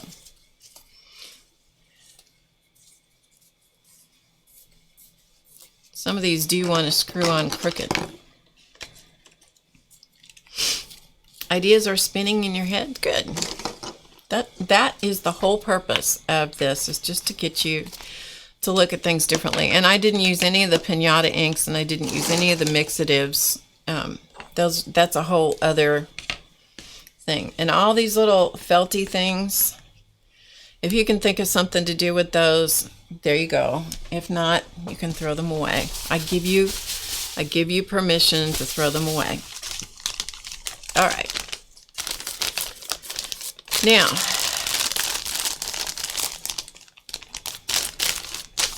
I didn't put color on the sticker paper. Okay, so I didn't put any color on this one. Where is it? We didn't do any color on this one just because I'm getting short on time. But it works the same way, you know, because this is a plastic surface, so you can put color on it, the alcohol inks, and I found that this one took longer to dry because it's so much, has so little porosity. It just took a lot longer for this to dry, and I found that it stayed sticky. Okay, so that was a problem for me because I didn't want it to stay sticky. So again, in an effort to just be, you know, just to experiment, I took that sheet and I cut it apart because what I like these things. I like these things. They are book plates. I like to put them in my books. And I thought, well, it'd be fun to just make some of my own kind of book plates, right? Yes, Louise, you're right. She says they would make nice clusters, and you certainly could do that. I shouldn't say this, but I threw them out. Threw them out. Let's get rid of this nasty thing. This is better. As soon as the camera decides to focus. There we go. Thank you, camera. So these are stickers that are book plate stickers. And actually the first time that I ever received this exact one, I was a little girl and my neighbor next door gave me these. And I didn't know what they were. I didn't know what you were supposed to do with them. And quite frankly, I thought that was an ugly cat. However, I really like them now. But I thought, well, it'd be fun to make some of my own book plates. So here is what I did. I took the alcohol inked sticker sheet. Okay, so this is this clear sticker sheet. So I took this thing that I had alcohol inked all over. And before I actually cut it apart, what I did was I peeled the backing off. You see how there's music in the back? Because this is a sticker, I used a piece of old music paper. You want a sheet that's big enough so that you get the maximum usage out of it. So this one is not very good because it's going to let part of it hang off. And I just simply stuck the whole sheet down on a piece of old music paper. That way, the sticker back is, this is clear, so I needed something to show through, and it also covers up the adhesive. So that's where this came from in the back, okay, this part. So you see the alcohol inked pieces, okay? So you see the alcohol inked pieces, and you see the music, and if you look carefully, you can also see the layer of the mandalas peeking through. So those are my drawing mandalas. So you can see those, but the pieces stayed sticky. That was a problem. So just to see what would happen, because alcohol ink is hard to, it's hard to seal. So I thought, well, I'll just try this. So while I have these pieces, the black is not on there, and this is not on there, this is not on there. So it was just the pieces of the sticker that I'd cut in 3 inches by 4 inches that are backed with the music paper. This is microglaze. Ranger also has the same company packaged under their label that's called something glaze. I forgot what it's called, but anyway, something glaze. It's the same product. And I took a little bit of it on my finger and I rubbed it over one of these just to see what would happen on top of that, over the alcohol ink. So here's one, for example. Okay, that'll blind you, right? Because it's that glossy sticker paper, but it was sticky from the alcohol ink. So, but it was dry. So I took this and I rubbed it over the surface of the sticker, this clear sticker. I let it dry for a couple of seconds. It didn't take the ink off, which I was shocked at.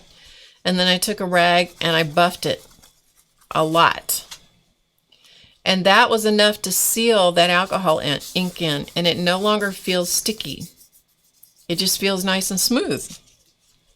It did not take the alcohol ink off.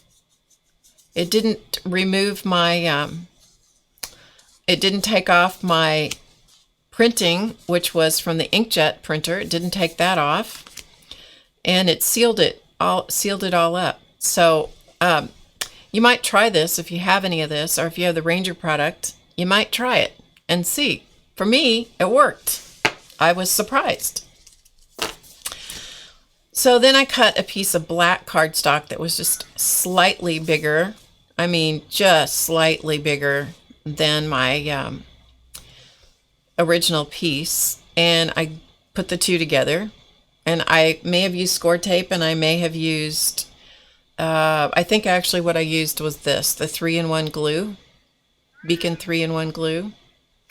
So I think that's what I used, so that it wouldn't warp any of the paper, because this is an acetone base, I believe, and so it doesn't contain water, so it doesn't warp anything. Things stay flat. So then I thought, okay, what else do I want to do? That's when I printed out the mandalas that were already colored. So I printed those out like that. But remember, these are clear, okay? The sticker is clear. It's transparent. So whatever you put it over, it's going to show through.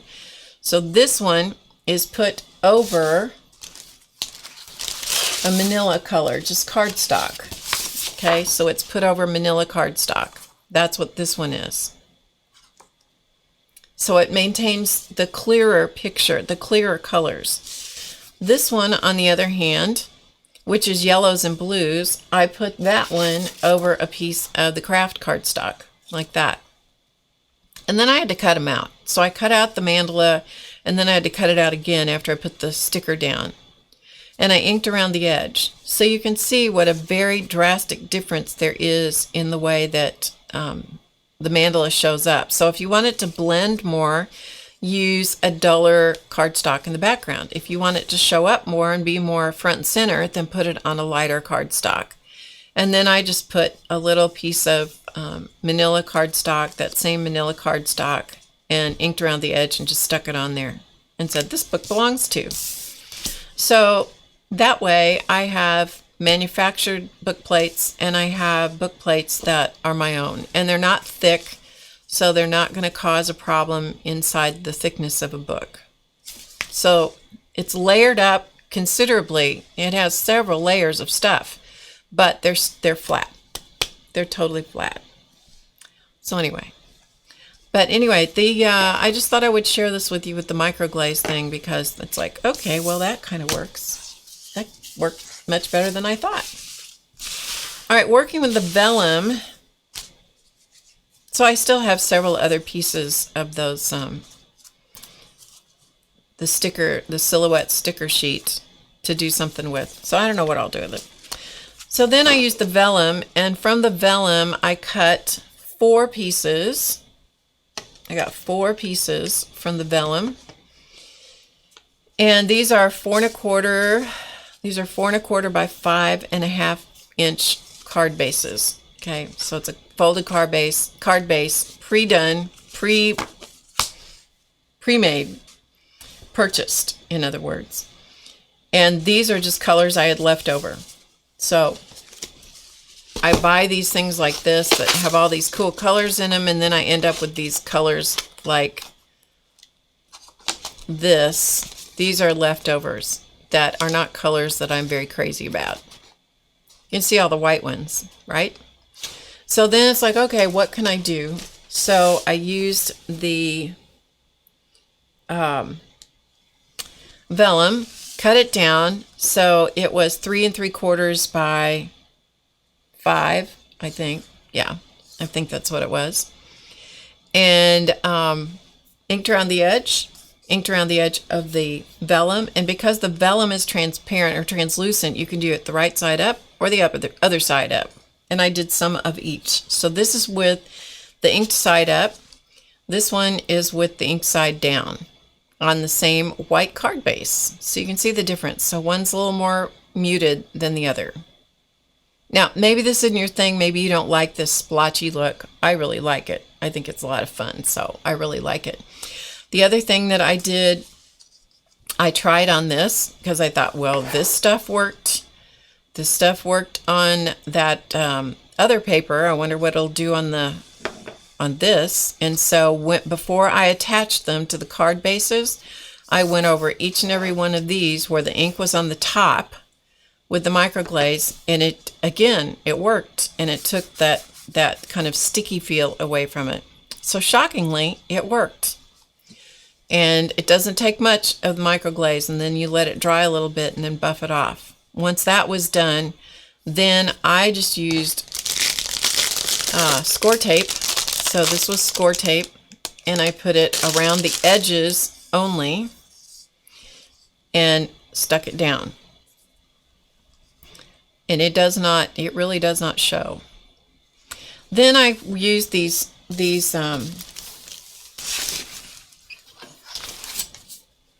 small talk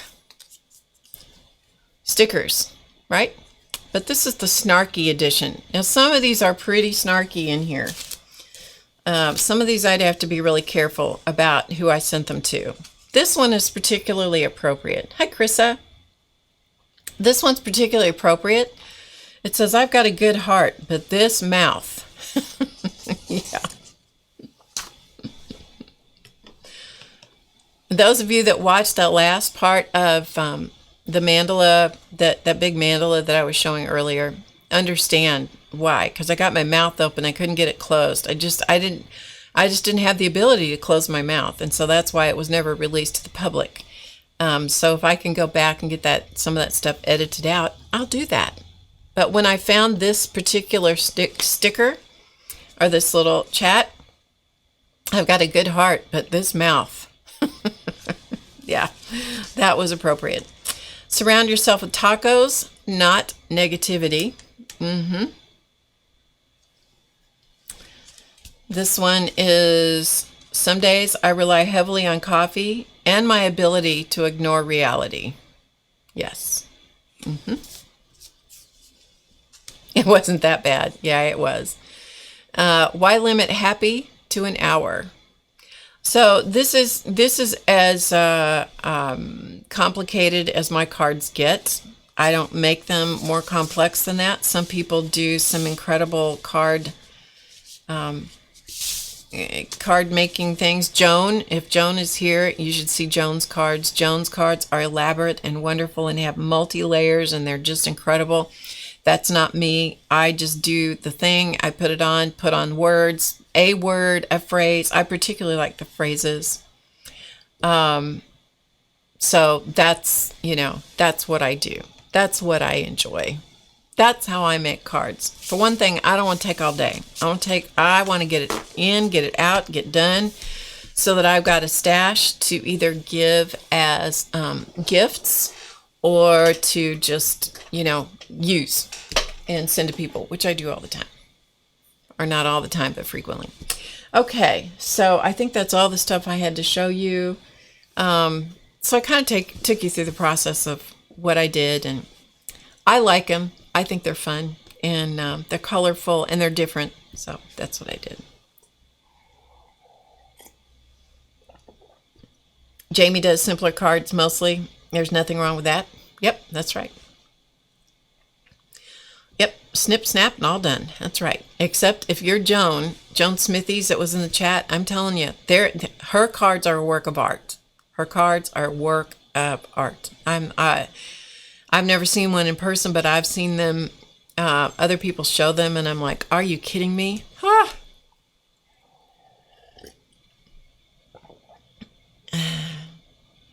So, okay. Any questions?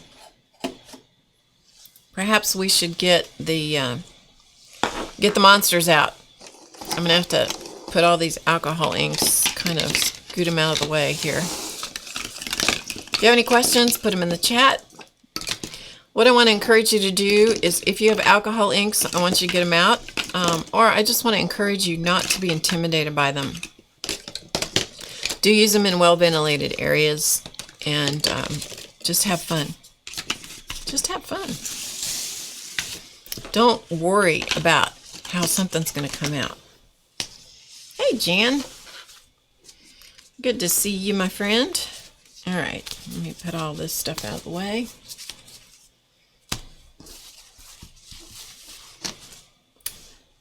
And set up cat cam, huh?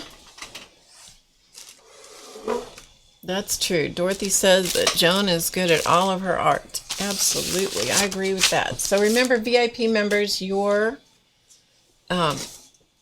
class is tomorrow. The show and share is tomorrow. The class is already recorded for you. Okay, so let's see. All right. So let me get the sponsors. Ready, set, go. So those of you that aren't darn interested in seeing cats, thank you for being here, and I look forward to seeing you next month, unless I decide to take a wild hair and do something before that, which you never know. I might. Oh, I tell you, it was terrible in there today. Were you abused? Oh, come here. It was terrible. I'm so sorry. I'm so sorry. I'm so sorry that life is so bad for you in there. Hello, Charlie. Oh, yes. Charlie's down here. Well, you can't see him now. He walked away. Okay. Yeah. So here's Chance.